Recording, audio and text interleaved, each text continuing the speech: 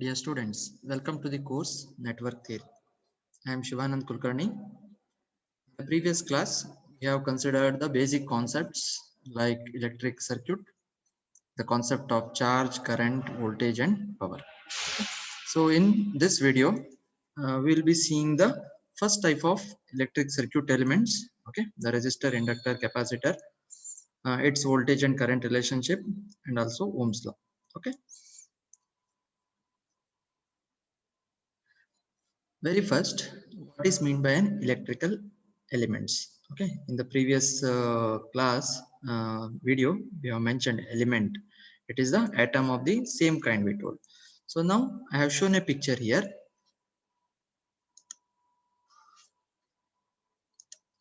So this is the a normal element. Okay, so it is not any resistor, inductor, capacitor.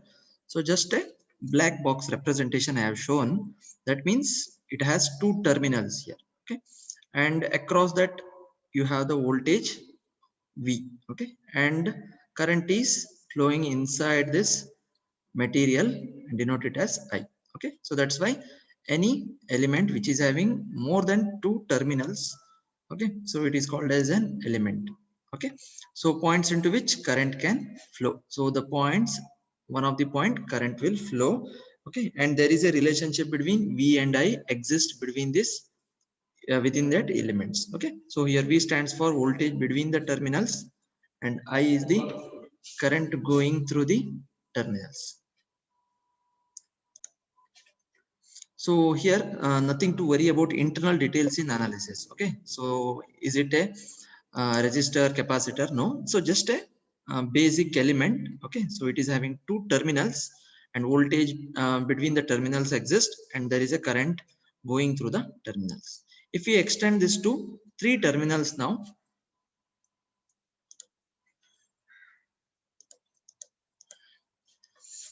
so there will be three terminals. Okay, I1, I2, I3 currents, and the voltage between the terminals between 1 and 3 V13, between 1 and 2 V12, and between 2 and 3 V23 we will be denoting. Okay, so similarly if we extend it to n terminal element, there will be n minus 1 independent voltages and currents. It is not dependent, independent voltage. So it is the formula. Okay, so not much in detail, so we will be focusing only on two terminal elements, and we are mentioning here passive sign convention. Okay, so everywhere we are using that in electric circuits, and with respect to elements, passive sign convention, this is nothing but current I flowing into the terminal defined as plus for the voltage V.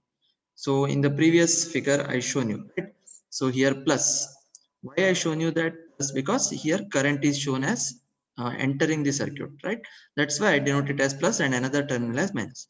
In case if I show the current here as entering, then I should mention it as plus and above one as minus. Okay, so this is called as passive sign convention. We'll be using it. Okay, so now there are classification in the electric circuit elements or network elements. The elements of a circuit may be classified into two categories, passive and active, depending upon whether they absorb energy or supply energy. Okay, so based on the energy absorption or the supply energy, we call it as passive and active. So the elements which absorb energy, okay, so that is called as passive. The elements which supply energy to the electric circuit, we call it as active elements. Okay, in today's video we will see only passive elements and their details. So passive circuit elements. So how we define passive circuit? Passive elements of an electric circuit does not possess energy of their own. They receive energy from the sources. So they will be connected in the electric circuits, but they does not have energy of their own. So they will receive it from the energy sources or active elements. Okay, so an element is said to be passive if the total energy delivered to it from the rest of the circuit is either zero or positive. Okay, so that is the energy or work done. Okay, so which will be given from minus infinity to t. This is the mathematical equation vi into dt. Okay, so this is should be zero or greater than zero, means it is positive. Okay, so the elements which satisfy this, they are called as passive elements, and the example for that are so resistors, capacitors, and inductors. So already you have gone through this. So just a revision. We'll take one by one now these three elements. Okay. Resistor. So resistance is the physical property of an element or device that impedes the flow of current. Okay, it is represented by symbol or. For an analogy, if you are traveling in a road, okay, there are speed breakers are put, right? So they acts as the flow for your flow, that is a brake, right? So same way in the circuit, if there are elements that impedes or resist the flow of current, we call that property as resistance, and it is represented by the symbol R in the electric circuit. Okay, resistance of a wire element is calculated using the relation. So R of an element can be calculated using this relation rho L by A. Okay, so this is the symbol. Okay, so everywhere element when we are discussing we have the symbol. So previously I shown you one symbol, right? There is no notation was there, just a black box I shown you, right? So now this black box was replaced by resistor symbol. Okay, and again current is entering through this node. Okay, passive sign convention, this will be treated as plus and another terminal as minus. Okay, so regarding this formula LA, okay, so this is the area of cross section, that is the A, and L is the length of the wire, how much length it is there, and rho is the resistivity which will be obtained from the data sheet, right? So like you have mobile phone, you have user manual, in that some specifications will be mentioned, right? Same way when you purchase a resistor, okay, of different ohms, right? So it is measured in ohms, so its resistivity will be there. Based on that we will use that and we can calculate the resistance of that material. And another way is there, we can calculate from color bands also. So you'll be come to know when you are doing the lab sessions, okay, in ED. Okay, so the practical unit of resistance is ohm and represented by the symbol this. Okay, so this is the symbol for resistance. Okay, so you know already you have used it, right? So now we'll introduce you Ohm's law. Okay, so resistance is measured in ohm. Because of that, it is given the name. Okay, so this is the most fundamental law in electrical engineering. So it is frequently used. Okay, so don't forget this. Okay, it states that the potential difference between the two ends of a conductor is directly proportional to the current flowing through it, provided its temperature and other physical parameters remain unchanged. Okay, so we'll mention temperature also will affect the resistance. Okay, and other physical parameters like environment will affect. So excluding that, so the potential difference between the two ends, we have shown the elements, right? The voltage, right? Potential difference between the two ends is nothing but voltage is directly proportional to the current I. So that is mathematically expressed as V proportional to I, and if we replace it by a proportionality constant, that is called as R. V equal to R into I. So where R is the constant of proportionality called as resistance of the conductor. So if you draw the characteristics of resistance, okay, so with the x-axis we will take voltage, and y-axis we will consider current. And as the voltage increases, because from this law, V proportional to I, that means what?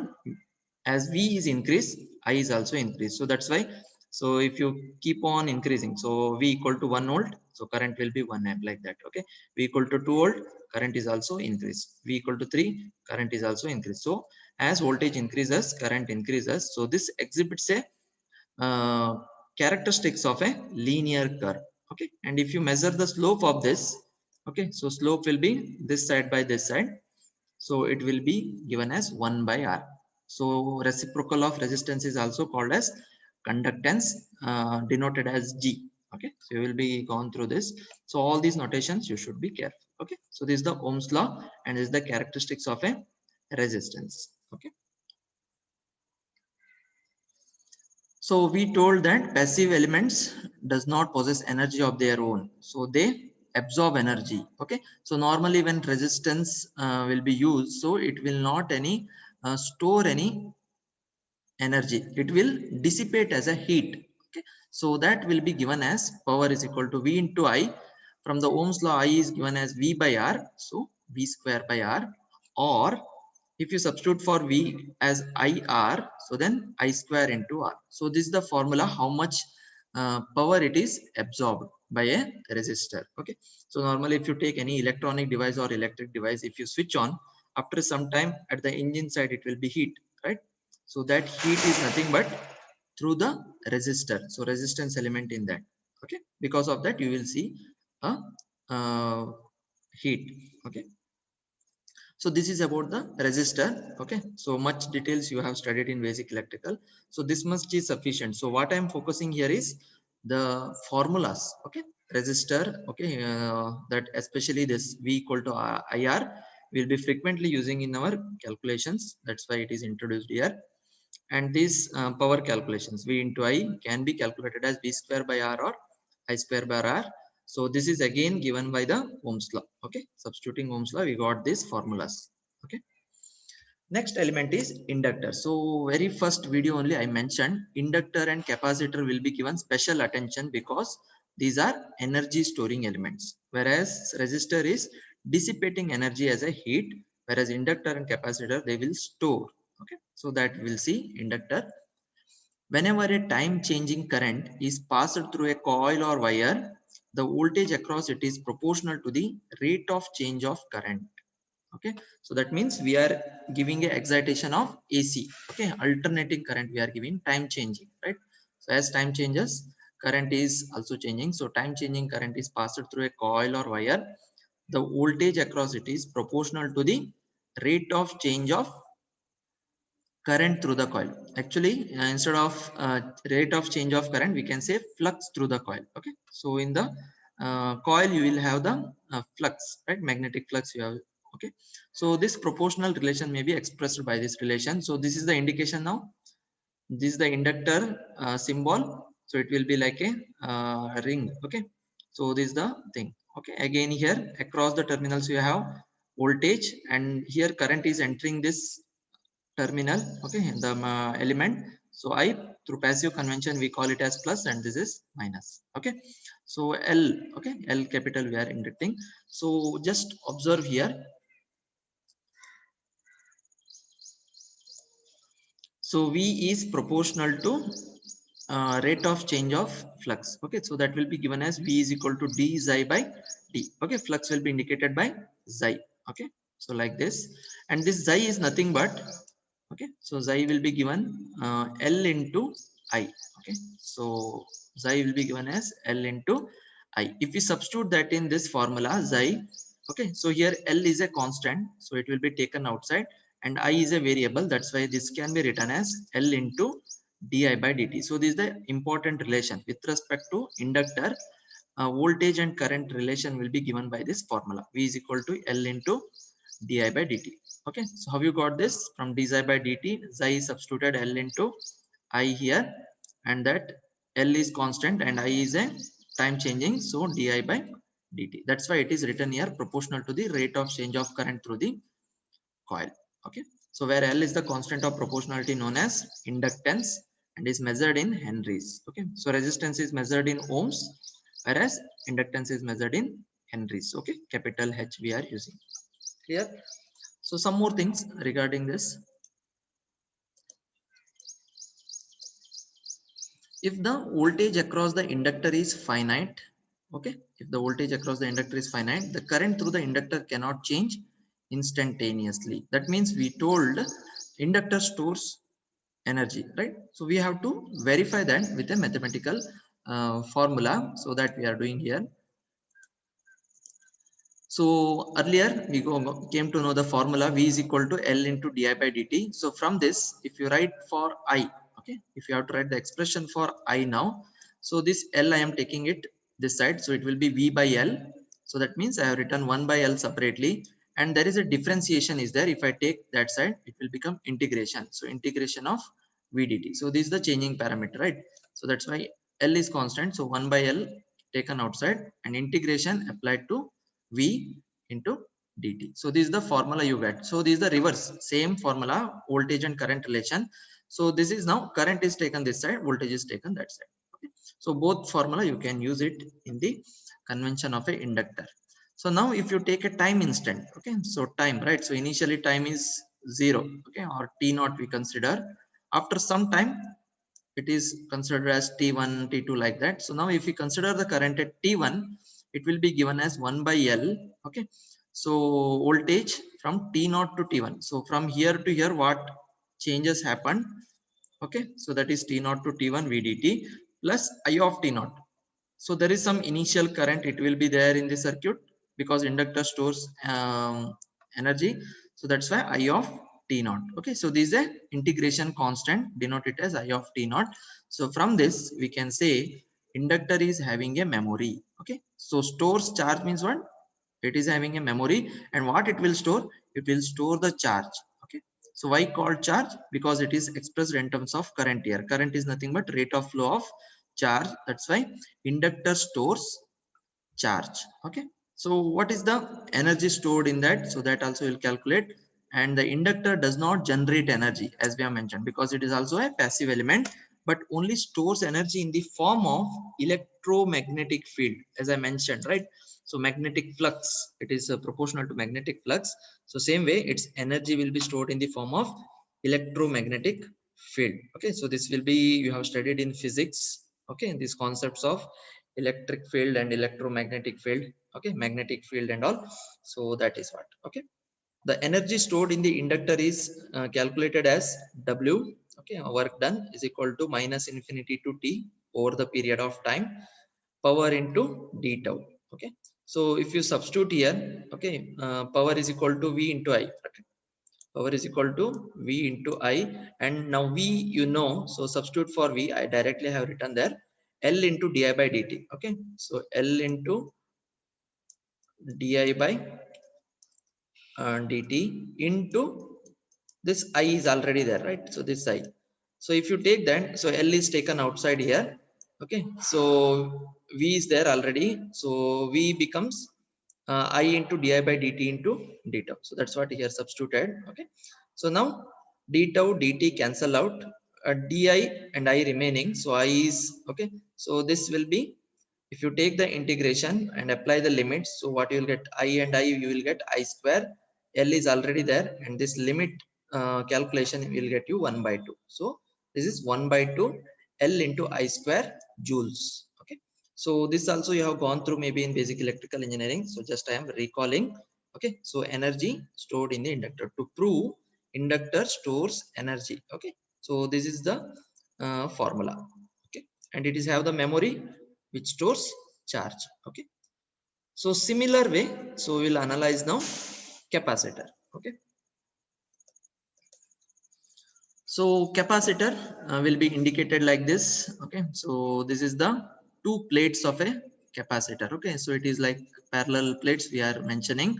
And again, so current is entering through this terminal. Through passive convention, we will consider this as plus and minus. Okay, if you take its physical structure, so this will be something looks like this, two plates. Okay, so there is a area, plates means area, and there is a charge.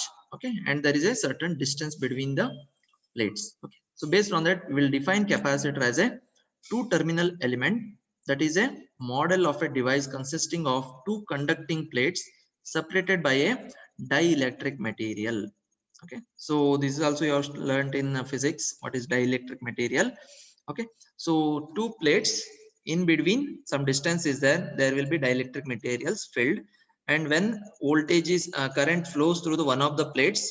Okay, so the voltage exists between the terminals. Okay, so this is called as capacitance. Okay, so this will be given by a formula here. So what is that formula given? Epsilon A by D. So this A stands for area of cross section of the plates.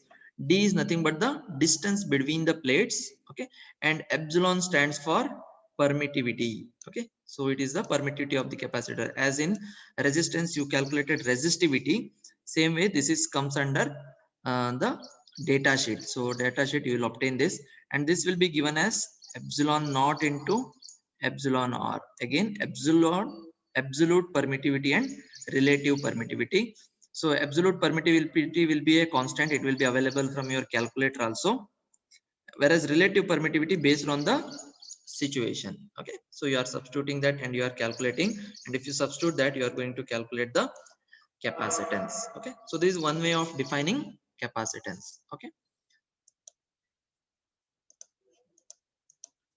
so capacitance is also defined as the ratio of the charge stored to the voltage difference between the two conducting plates or wires. Okay, so previously we have shown that, right? So it is the charge Q divided by voltage. Okay. So from this Q is given as C into V. Okay. So now the current and voltage relationship of a capacitor is given as I equal to the current through the capacitor is given as I equal to dq by dt, where q is nothing but C into V. So C is a constant, so C is taken outside here. So V is a changing parameter, so dV by dt. So as in inductor you had voltage is equal to L into di by dt. Okay, so my writing will not be that much correct. Try to understand. Okay, so in inductor voltage is equal to L into di by dt, and if you have to calculate I there, so it is 1 by L in integration of V dt. Similar way in capacitor it is current I is nothing but C into dV by dt. That means here it will store voltage, not current here. Okay, whereas in inductor it will store charge, whereas in voltage it will store flux. Okay, so that we'll see.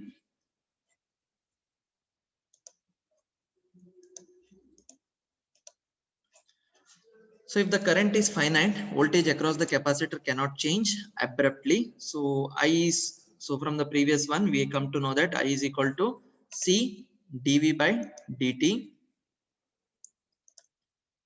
C into dV by dt. So from this V is nothing but 1 by C integration I into dt. Okay, so the same way what you have done, V is equal to C taken this side, I is a changing parameter, so differentiation is there. If you take that side it will become integration. Okay, same as what we have done in uh, inductor, there it was current, now it is voltage.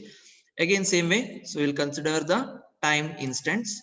Initially it is t naught, after some time it is t1, like that t2. Okay, so like that we are taking the voltage at t1 interval. Okay, that is nothing but 1 by C, the current from t naught to t1 I dt plus initial voltage at time t naught. Okay, that is the integration constant denoted as V of t naught. So from this we come to know that there is a chance of storing. That means C has a memory. Okay, so now it is stores flux. Okay, because voltage difference, potential difference, nothing but what, it is proportional to the flux through the coil. So it is with respect to voltage, that's why it is stores flux, because voltage is nothing but rate of flow of flux, right? So that's why it stores flux here. In inductor it will stores charges. Okay, or it will store current there, here it will store voltage. Okay, like that you remember. So the relations are important, so that we are using it. So these initial conditions will take up in the module 3. Okay, so till then we'll assume initial conditions are 0 and we'll do the calculations in the first two modules. Okay, finally, so how much energy it will store in the capacitor, right? So capacitance is a measure of the ability of a device to store energy in the form of an electric field. So inductor stores the energy in the form of an magnetic field, electromagnetic field, whereas capacitance store in the form of electric field. So if you calculate energy stored in a capacitor, again same way, minus infinity to t vi into d tau. So now we will substitute for I. So in inductor case we substituted for V as L into di by dt. Now we will substitute for I, which is C into dV by dt. So C is a constant, we will take it outside. So V of minus infinity to V of t, V into dV. Okay, so dt d tau cancels. So if you apply the limits, so finally you are going to get 1 by 2 CV square. Okay, joules.